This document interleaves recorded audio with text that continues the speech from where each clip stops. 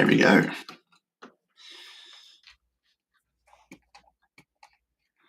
Hey everyone, good afternoon. I think it is. I'm not used to afternoon stuff. It's normally morning. Hey Steph, how is everyone? Hope you're having a great day. Miserable weather down here in Wollongong. Absolutely miserable.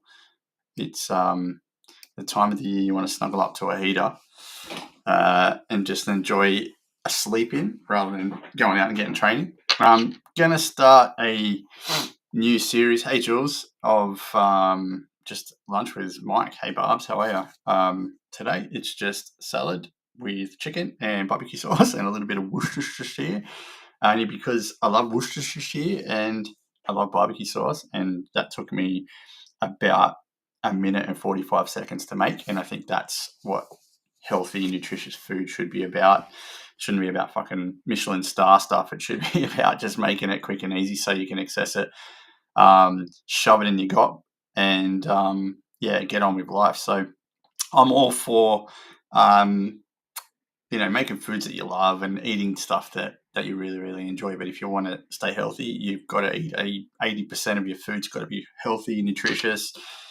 good sources of proteins and fats and carbohydrates. Don't forget the carbohydrates. So it's really really important that for me that anyway I can get it in my gob really really quick, because I don't want to fuck around too much with lunches. So yeah, today's live is up to you. You can ask any questions you like. I've got a few questions that have been asked to me over the week that I'm going to pump through and answer. If you find this beneficial, please let me know. Drop me a like, say hello, send me a message later on if you've got anything that possibly you might want to ask me offline that it might be too personal, or if you've got anything that you want to bust my chops about with health and wellness, feel free to ask away, and I'll be doing some ASMR with eating my food at the same time. So if you don't like crunching of salad and chicken, tough shit, it might be not your thing. Yeah, guys, I can't wait for the game tonight too. Hopefully we come off the back and we're 3-0. Would be really good to see. All right. Actually had a great chat with a very good friend of mine today. We were talking about things in life that happen and to put them in perspective for yourself. Like, I've just gone through some rough stuff. I was involved with a business for the last 5 or so years that I helped create, and I had to leave because the values just didn't align. But when you put it in perspective of percentages of your life, it's about 15% of my life that I was involved in that thing. And you can't, if you end something like that, you can't expect you to be able to turn things around really, really quickly, because it's a significant portion of your life that you've gone through. So this relates to health and wellness. So if you've spent the last 10 years of your life and you're 30, 40, 50 years of life, 50 years of age, and you haven't given yourself the best opportunity in life to live it to its fullest, like, you're wasting massive portion of your life just living in that darkness, or in denial. So if you haven't ever had the chance to go back on things that you're struggling with and look back on how much that's impacted yourself, give yourself a little bit of credit when you do go through things like that you do need a little bit of time to pull through and be the best you can be for yourself. So it's not something super easy that we can do, but when you break it down into percentage of your life that it's affected you, it's quite significant. So have a look. I had a question come through. What is your where is it? What's your favorite lunch food? And I've just kind of answered that. For me, it's just chicken salad, barbecue sauce, simple, easy, really low calorie, high in protein. I think I'm getting about 50 odd grams of protein in there. Barbecue sauce is really low in calories too. Like, the one I pick's about 20 calories a serving. So it's not bad at all. It's really good for you. So those people out there that are telling you that you shouldn't eat shit like barbecue sauce and stuff like that, in moderation. I'm not going to have 100 mils of it, but 20 mils goes a long way when it comes to flavouring your food. And I love barbecue sauce, so why the fuck not, right? End of story. So yeah, hopefully that answers what you're asking there, Barbs. Okay, I've got a couple of really curly ones to start off with. Why do I feel so damn tired all the time? Look, if you're a parent and you're a new parent, it sucks. All right, sleep is something that you'll never ever be able to get back. But if you're stable and you have your life kind of in check somehow, if you're feeling damn tired all the time, generally it's because you're not getting enough rest and recovery. You could be under eating, which is huge. People don't understand that. A lack of calories can actually make you feel really super tired because you don't have enough energy to fuel your day. Over caffeinating is really, really bad. We've got to be mindful of that when we're actually on a journey of transformation. If you have too much caffeine, it's like supercharging you for the day, but it's also depending on when you have it. For me, I'm kind of caffeine tolerant, so I can have a coffee later in the afternoon, but it still does affect my sleep patterns. Poor sleep quality, not just quantity. So the age old saying, 8 hours is great, but if you can't get 8 hours, if you can get 5 or 6 hours of quality sleep, well, you're doing yourself really, really well. You could have a nutrient deficiency, iron, magnesium, vitamin D, B12, they all can definitely affect it. Mental exhaustion, masquerading as physical exhaustion, that's huge. Okay, so let's be mindful of that. And zero boundaries equals constant burnout. If you're a yes person that says yes to absolutely everything and you can't give yourself that time to recover and bring your life back into a little bit more steadiness, then you're definitely going to be absolutely exhausted. What's your advice for emotional eaters? Like when life gets pretty hard mentally, you jump onto chocolate asking for a friend. Cool. I love that question. Okay. My advice for emotional eaters is, and I had actually a really great conversation about that today. If you study the psychology behind it, emotional eating can mean that you don't or have limited amount of emotional support, either at home or in life. It could be from a traumatic past, or it could be from your situation with whoever you're with. Not saying that that's yours answering this question, but emotional eating does come from somewhere. It's called emotional eating for a reason. It comes from a series of emotions. So me personally, I think if you can find something that you can substitute with your chocky that is going to provide you some nutritional value, like a protein pudding, which is chocolate, and then add some, like for me, like some of the girls that I coach, it's protein pudding with maybe 3 squares of Cadbury's chocolate broken up and sprinkled in it. You get your hit of dopamine from having the chocolate, but you also get fiber and protein at the same time, which is hugely beneficial. We've got to go through the 80-20 rule in our life. 80% whole foods, 20% fun foods. What I mean by fun food is the chocolates, is the biscuits, is the ice creams and all that stuff. So if you withdraw from it so much, you will get a absolute binge and you'll probably go to town on yourself. So for me, Barbs, it's like find something that can give you the dopamine hit with the taste, but substitute it as a nutritional value type food. So that way you can get the hit of sweetness, but also being mindful of whatever your targets are. So there's nothing wrong with it. It's fine. I'm an emotional eater. When I get stressed or anxious or things don't go well in my life, I eat really shit food because I feel like sometimes that gives me the comfort that I need. It brings me back to the childhood when I had all my trauma. So it's nothing wrong with absolutely having it, but you've got to be able to say, is this servicing me nutritionally? Or on the flip side, if it is the emotional part that's coming into play, let's go find something and get help with it. Go from there. Hey, Adrian, I'm trying to get a six-pack on my dick. Is this a diet thing or more cardio? Dude, if you can get a six-pack on your penis, I would be absolutely impressed. I definitely think it's a genetic thing, not a diet thing or a cardio thing, because, you can do as much cardio for your dick as you like, but I dare say you won't be getting a six-pack. I feel like my muscles are getting too big. Should I be embarrassed? I love that question. It depends if that's your goal. If you don't want to look like the Michelin Man and eating way too much protein and you're lifting too many weights, and sure, it's definitely a problem. But I wouldn't be embarrassed. I don't think many people in life that have ever said that they've been embarrassed by getting too big with their muscles. So just whatever your goals are, make sure that if it is not getting too big, then pull back. Is walking enough to lose fat? Yes, if your diet supports it. Okay. Training at the gym is hugely beneficial to build a big structure to get bone health as well. But if it's pure body fat or weight loss that you want to do, yes, you can walk as long as you pair it with a calorie deficit or a nutrition type of diet that will be able to compensate for you having that excess body fat. It's low impact, it's sustainable. The majority of us can do walking. It improves insulin sensitivity, especially if you do it after you eat food. But you have to combine it with calorie control for the magic to happen. So I've had plenty of clients that I've coached over the years that have never gone to a gym and just walk and stuck to a calorie deficit and lost enough weight for them to self to feel comfortable. So your weight or your goal weight is on you, how you feel.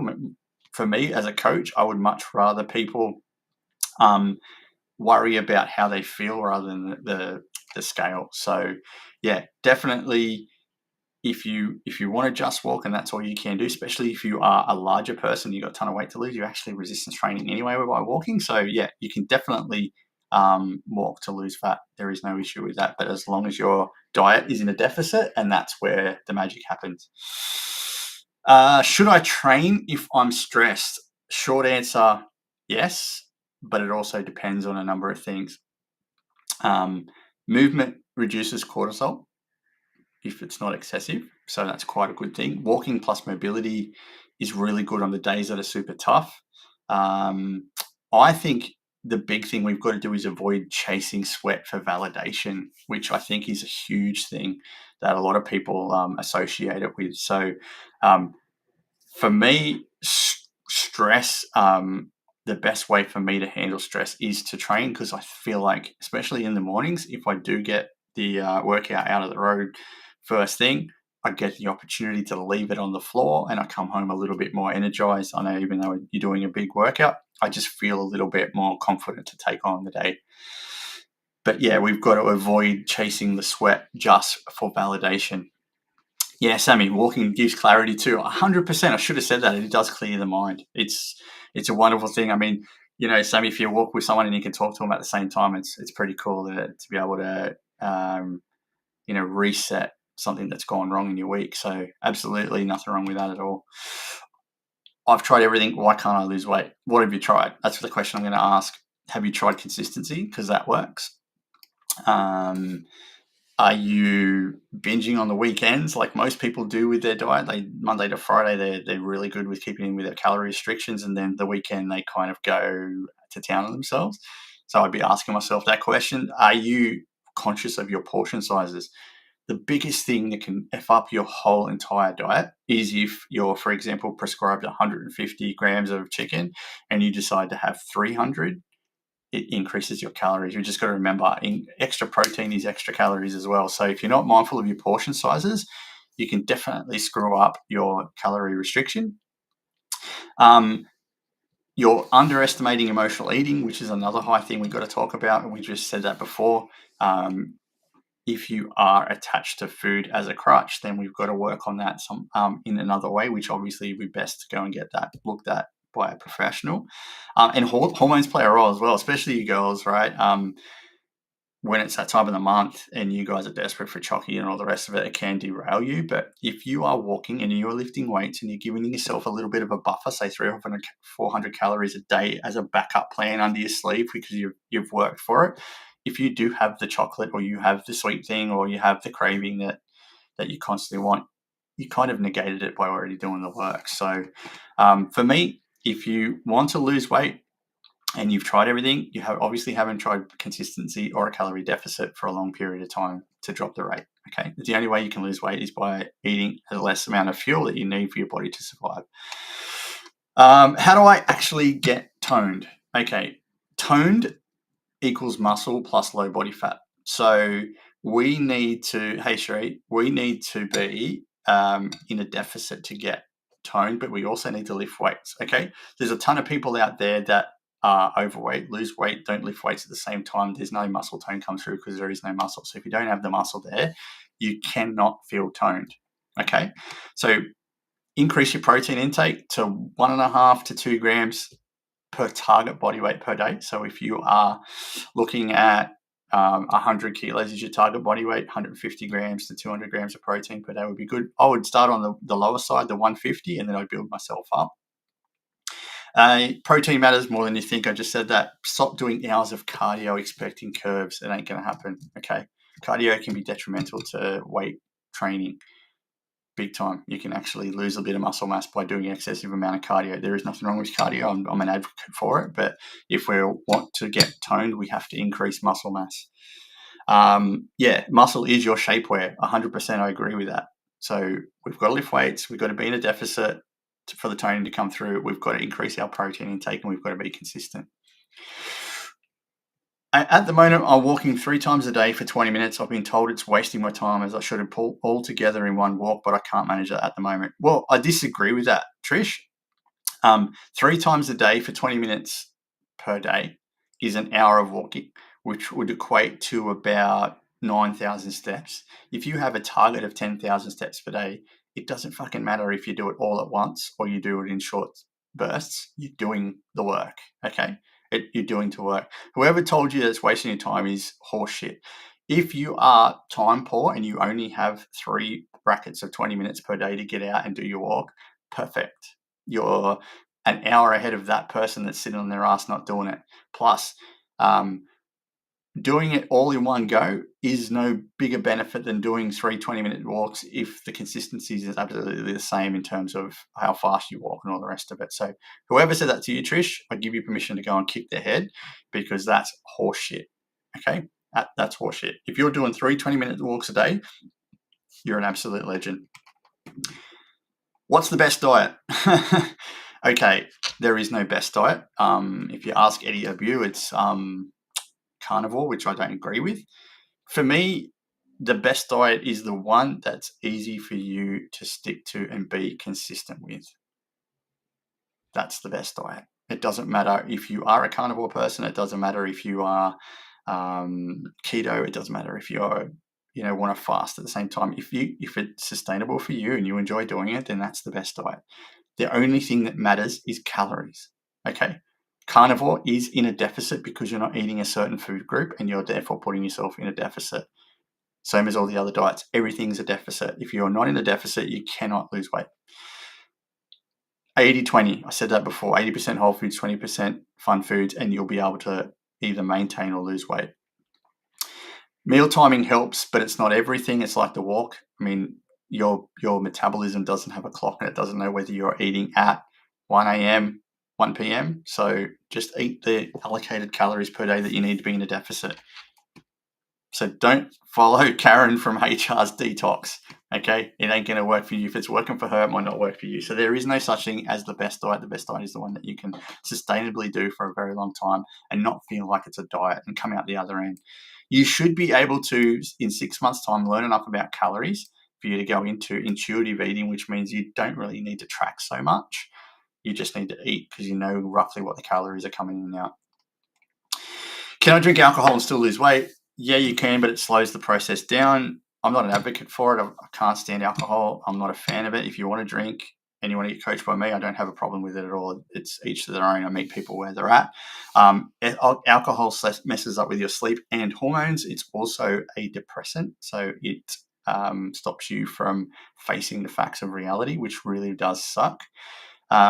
It lowers inhibitions and it increases your snack attacks. So the old snacky snack comes out, the old kebab on a Saturday night after a big drinking session comes out. So be mindful that it can slow the progress. Okay. I have a client that I coach who has a gin every night with her husband, but we took that off the amount of calories she needs per day to be in a deficit, and she's losing weight and feeling good. So there's nothing wrong with it. I don't have a problem if you want to do it. Me personally, can't stand it. I'm 5 years alcohol free and the best decision I ever made. So track your drinks like you would your food, and just allocate a day. If you really feel like you need a beer or you need a wine, just say, look, on a weekend, I'm going to have 2 glasses and that's it. And then you should be okay, because those calories can equal about 300 calories. And if you do a bit of an extra walk during the day, it won't be an issue at all. Is motivation bullshit? Yeah, it's the most unreliable thing in the world. Okay, habits are the hype. If you can create good habits, you don't need motivation because habits are discipline. Okay, you won't always feel like it, but you got to do it to get to your goal. Motivation comes after the discipline's in place. So when you see progress, you get motivated, right? When we don't see progress because discipline's not there, we don't get motivated. Do I need supplements? Not really, unless you're deficient in something. I think the goat supplements are definitely creatine for giving you a little bit of extra strength in the gym. Also, there's some really good cognitive benefits with creatine. Probably, I would say a multivitamin only if you're not eating enough fruit and veggies, because the majority of people don't. So that would be a backup plan. Fish oil tablet, probably if you're not eating enough omega 3s. That's about it. I think electrolytes is probably one of the other unsung heroes as well. So I would be mindful of the supplements that I do take. Most of it you'll piss out anyway. So like BCAAs, I'm not a big fan of those. Um, prioritize your food first. So whole foods are the best way to get in as much nutrients as you can without your needed supplements. Protein powder I would definitely have as a supplement to increase your protein with lower calories. There's nothing wrong with it. But don't steer clear of fat burners because it's all horseshit. It's just snake oil stuff. They only help the people that are losing 1% body fat because it just heats up their core a little bit more to give them that edge. For us people or anyone that's significantly overweight, it's not going to all of a sudden just burn the fat off your gut. So yeah, you're wasting your money and that type of thing. Supplement, they don't save. Okay. Why does the scale mess with my head? Because society has this thing of telling us we have to be a certain weight or look a certain way to be healthy.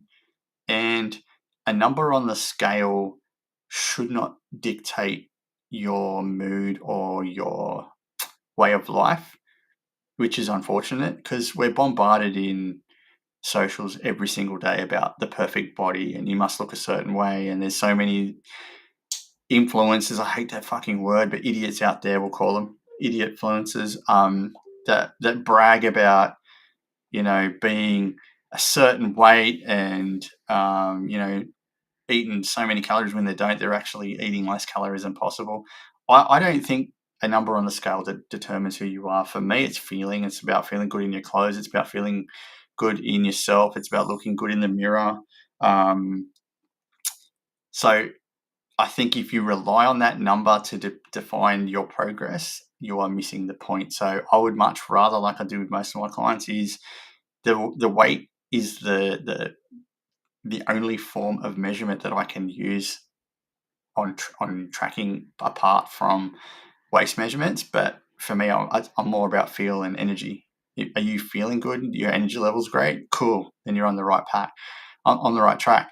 But for me, photos before and afters and clothes feeling are what matters the most. That good feeling when your belt buckle goes in 2 or 3 notches, like that really does make a big difference. Or when you get that compliment from someone you haven't seen for a while, like that means more than a one, half a kilo on the scale. I'll give you an example. I'm actually at the moment, I'm in a deficit because I want to lose a bit of weight. If you didn't see my content the other day, talked about over the last 6 months, I put on 4 kilos quite easily because I negated my nutrition because I was going through some rough stuff and I still trained, but I still put on weight, even though I trained 6 days a week. I didn't eat the right food. So technically I'm not in a deficit. I was in an abundance. I was in a surplus and I didn't need that extra fuel and it just come on as body fat. So for me, for example, I've weighed myself every day for the last 2 weeks and I've gone down 3 times, up 4 times, down another 2 times.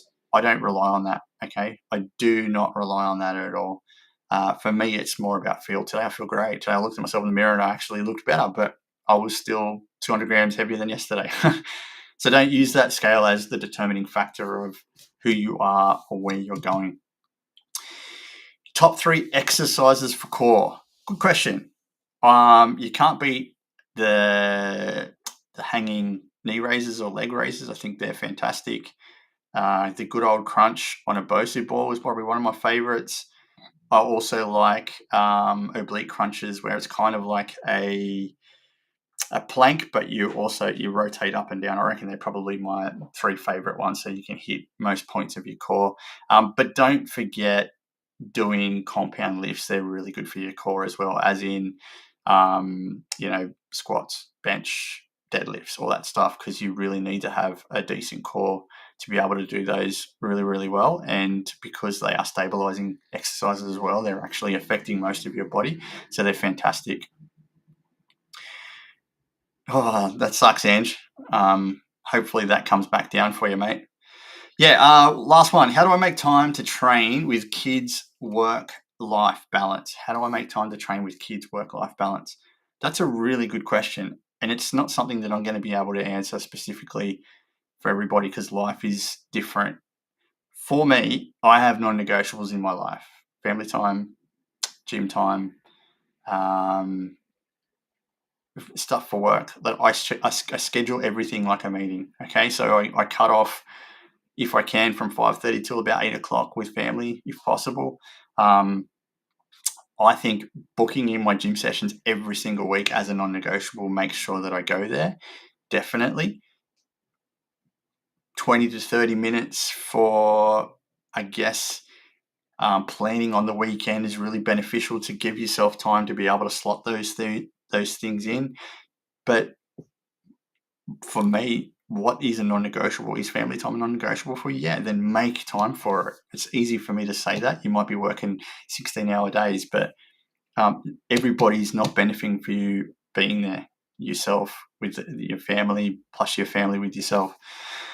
So involve the kids with the workout if you can, like go for a walk or do something that they can get involved with. Home workouts are good if you're strapped for time, or like me, we get up at 4 a.m. so we can go to the gym early, so we're home for the kids when they wake up and go to school. Yes, I've got older kids, and it's not the same for everybody out there, but you've got to make it a non-negotiable. If you want things in life to happen and you want to do things with people that you love and you need that time, then make it fucking happen. Like, I can't say any more than that. There is no such thing as a perfect work-home life balance. Absolutely not. It's called equilibrium, right? Some days work's going to need more attention than family. The next day, family's going to need more attention than work. It's just you put the energy into the thing that needs it at the time. That's probably the best way I can explain it. All right, cool. Thanks for your time today. Appreciate you joining me. I didn't eat any of my lunch. I was going to snack while I was eating it, but it's too hard when you're on the fly and you're getting excited about what you talk about. If you need any help with your weight or you need any help with health and wellness, feel free to drop me a message. I'll be more than happy to answer any questions in the DMs. If you're looking for a coach, I've got a really great program with a great bunch of people. I coach men and women from all walks of life. I tailor it to you. It's not a cookie cutter program. It's not something that you're just going to get this thing and say, hey, follow it. I'm going to meet you in the middle, and then we'll work out what's best for you to go into a deficit to lose weight or to increase your strength. I'll build you a program that works, and I'll guide you along the way. I think the best thing you get from me is support, no matter what. So if you're looking for a coach, hit me up. If not, join me next week or the next couple of days for the next one. And if you've got any questions you want to answer live, just send them to me and I'll be more than happy to help out. Have a great day.